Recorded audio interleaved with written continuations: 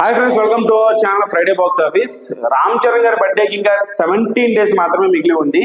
Fans అందరూ ఎప్పుడెప్పుడా ఈ సినిమా తాలూకు RC16 తాలూకు ఫస్ట్ లుక్ చూద్దాం అని చెప్పేసి ఫ్యాన్స్ అందరూ చాలా ఎక్సైటెడ్గా ఎదురు చూస్తారు. ఆల్రెడీ 3 షెడ్యూల్ కంప్లీట్ చేసేసుకుంది. ఇప్పుడు నెక్స్ట్ షెడ్యూల్లోకి అడుగు పెట్టబోతున్నారు. ఇది నైట్ షూట్ అని చెప్పేసి తెలుసు, ఎందుకంటే మొదటి షెడ్యూలే నైట్ షెడ్యూల్ జరిగేసింది ఆల్రెడీ. సో బూత్ బంగ్లాలోనే ఒక షెడ్యూల్ అయిపోయింది, మళ్ళీ ఈ షెడ్యూల్ కూడా బూత్ బంగ్లాలో, దట్టు ఇది కూడా ఒక నైట్ షెడ్యూల్ అనమాట. సో నైట్ షెడ్యూల్ రంగస్థలంలో ఏ రేంజ్ లో వచ్చాయో, కుమార్ బాబుని చంపేటప్పుడు ఆ ఫైట్ సీక్వెన్స్ అంతా కూడా ఆ నైట్ లోనే జరుగుతూ ఉంటుంది. ఆ ఫైట్ సీక్వెన్స్ మొత్తం కూడా రామ్ చరణ్ విశ్వరూపం చూపించేశారు.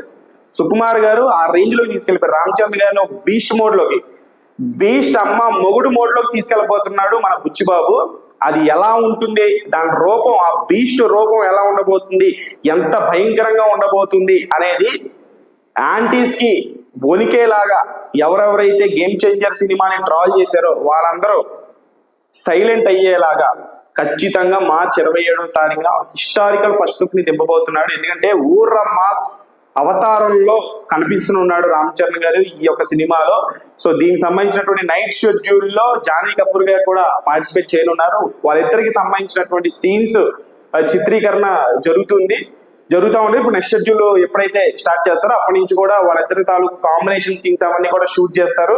సో మార్చి 27వ తారీఖున రిలీజ్ కాబోయేటువంటి ఫస్ట్ లుక్ ఎలా ఉండబోతుంది, బుచ్చిబాబు విజన్ చేసినటువంటి రామ్ చరణ్ ఎలా కనిపించబోతున్నాడు. ఎందుకంటే ఎప్పటి వరకు జరిగినటువంటి షెడ్యూల్లో కుస్తీ అన్నాడు, క్రికెట్ అన్నాడు, నైట్ షూట్లు పెడుతున్నాడు, జాన్వీ కపూర్ కూడా పార్టిసిపేట్ చేసింది, అలాగే మన జగపతి బాబు గారు పార్టిసిపేట్ చేశారు, అలాగే మన కరునాడ చక్రవర్తి శివరాజ్ కుమార్ గారు కూడా పార్టిసిపేట్ చేశారు.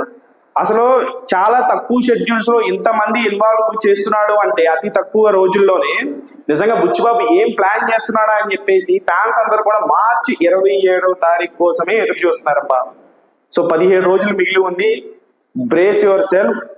మనం ఎవరికి కూడా సమాధానం చెప్పాల్సిన అవసరం లేనటువంటి కంటెంట్ దింపబోతున్నాడు. సో ఖచ్చితంగా రామ్ చరణ్ గారి కెరియర్ లో ఆయనే చెప్పాడు, రంగస్థలం కంటే మించినటువంటి క్యారెక్టర్ నేను చేస్తున్నాను ఈ సినిమాలో అని చెప్పేసి.